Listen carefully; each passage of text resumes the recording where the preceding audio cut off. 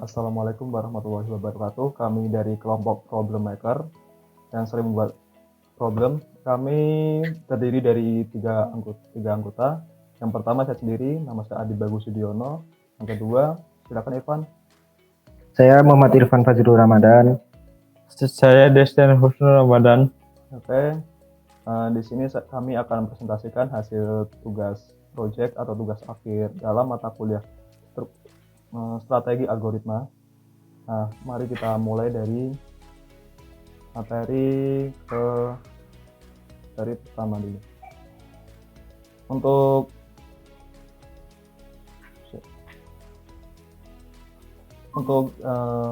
dalam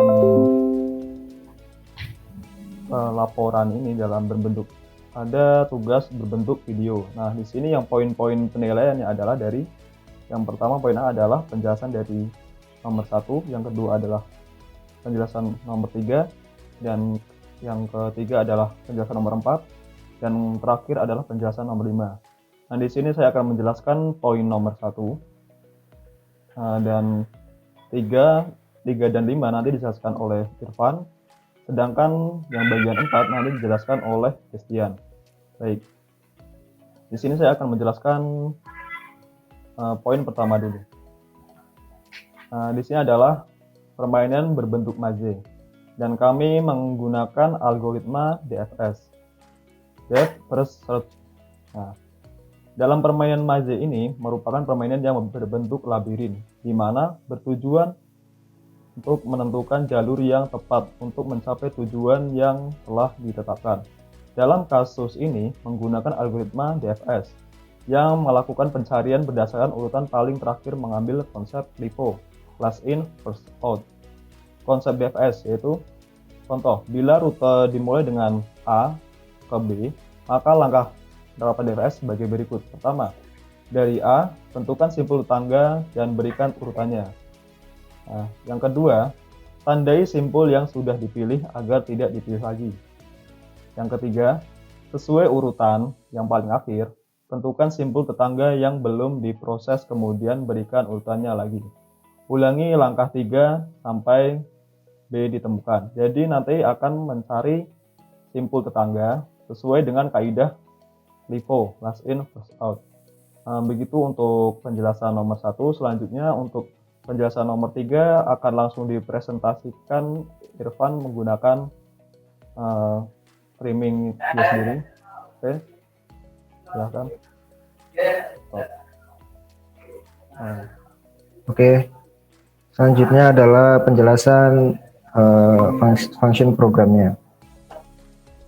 Sudah masuk kah? Sudah.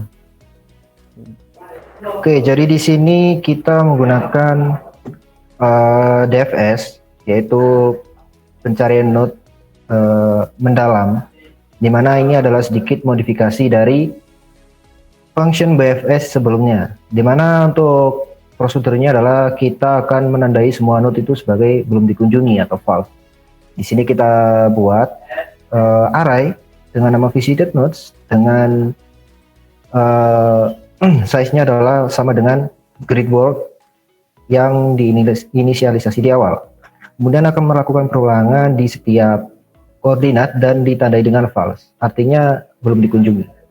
Kemudian untuk DFS ini berbeda dengan BFS, di mana untuk DFS menggunakan konsep stack atau last in first out LIFO. Jadi kita menggunakan template stack dari C++ dengan tipe datanya adalah point 2D dengan nama objeknya adalah stack movement. Di sini setiap movement, setiap kunjungan node akan dimasukkan ke stack movement. Kemudian langkah selanjutnya adalah menandai node posisi playernya di awal sebagai dikunjungi. Kemudian akan memasukkan ke stack, ditumpuk, di-push di atas. Berarti koordinat sekarang adalah koordinat paling atas ditumpukan. Kemudian akan memasukkan posisi player sekarang ke path sequence, ke variabel untuk path sequence ini. Kemudian akan dibuat variabel flag atau penanda di mana dengan nama stop moving false. Jika stop moving ini bernilai false, maka belum sampai ke tujuan, artinya karakter akan terus berjalan. Kemudian setelah menyiapkan semuanya, langkah selanjutnya adalah melakukan perulangan ke setiap node tetangganya. Jadi di sini digunakan while. Jika kondisi stack movement itu tidak empty atau tidak kosong, masih berisi, atau stop moving bernilai false, maka akan dilakukan pengecekan setiap tetangganya.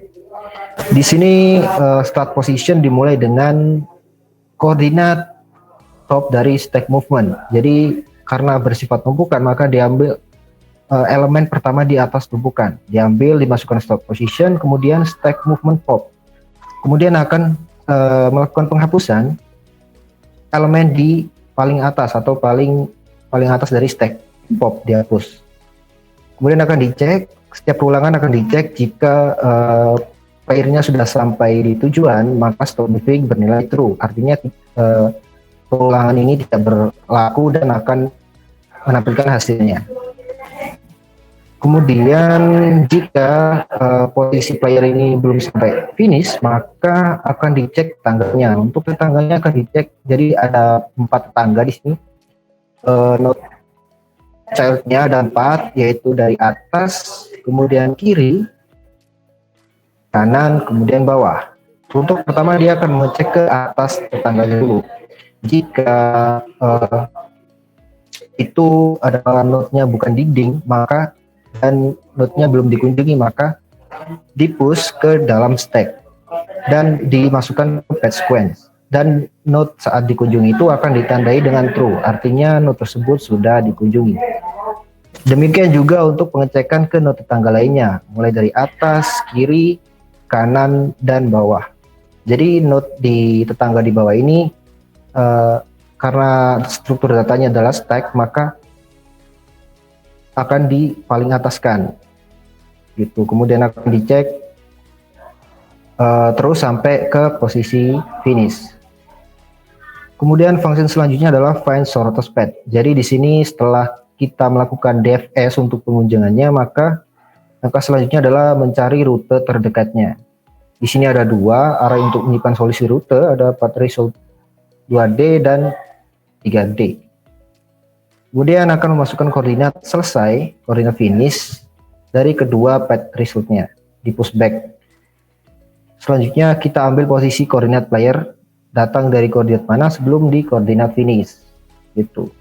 Kemudian akan di pushback dan akan dicetak jalurnya.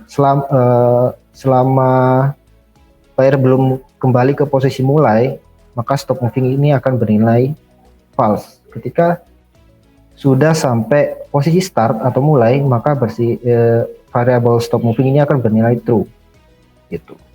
Jika tidak, maka akan dicari jalurnya sampai dari mulai karakter itu finish sampai ke start, koordinat start dari karakter. Jadi seperti itu untuk penjelasan fungsinya. Ya, untuk struktur data dari DFS ini memakai stack, jadi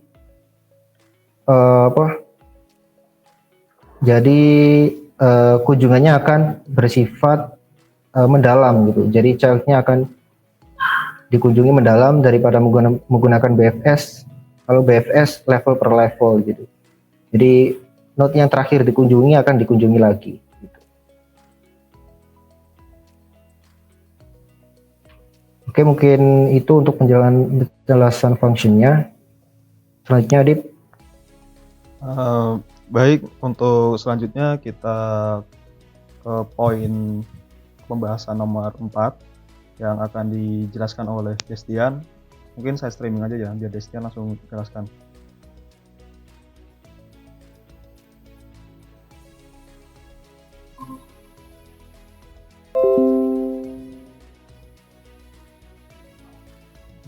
Di sini nomor 4, silahkan Destian.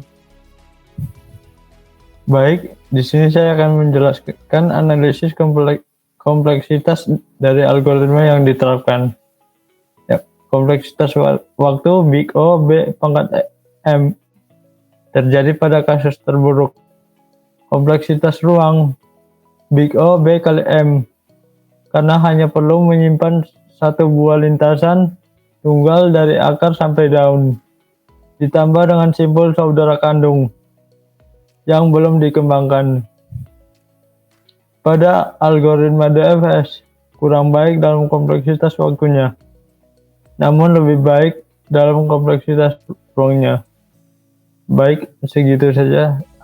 Kembalikan ke Adit. Baik, mungkin poin 5 mau langsung dijelaskan lewat runningan program. Irfan, boleh kah? Ya, Ya, oke. Langsung saja untuk poin ke-5 dari Irfan. Oke, silakan Irfan.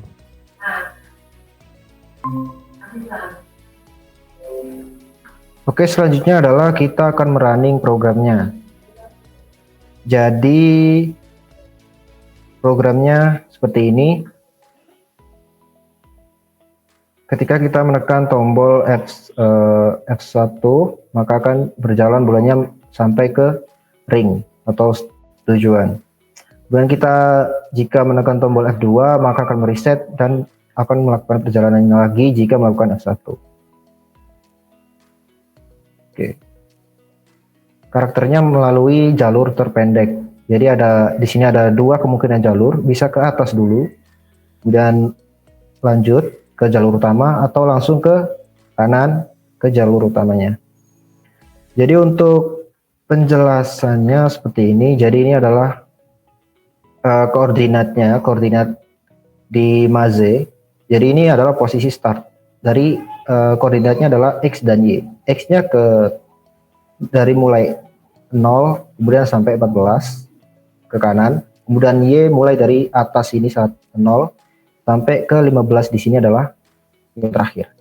Jadi untuk koordinat posisi awal itu X, Y-nya koordinatnya adalah 1,14. Itu untuk koordinatnya, dan ini adalah hasil dari perjalanan rute terdekatnya. Ini koordinat finish, jadi dimulai dari koordinat finish 14,13. X-nya 14, Y-nya 13.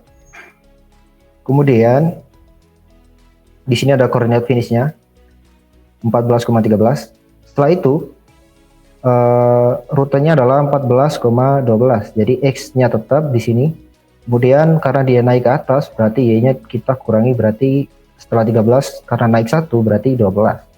Seperti itu untuk rutenya sampai kembali ke posisi start. Posisi start itu 1,14. Jadi X-nya itu 1, 0, 1, 0, 1 ini 1 X-nya, kemudian Y-nya adalah 14. Dimulai dari 0 posisi atas di Y di sini, kemudian sampai 14 X Y. Kita ambil titiknya, berarti titik di sini 1,14. Jadi seperti itu untuk rutenya. Rutenya akan berjalan seperti ini.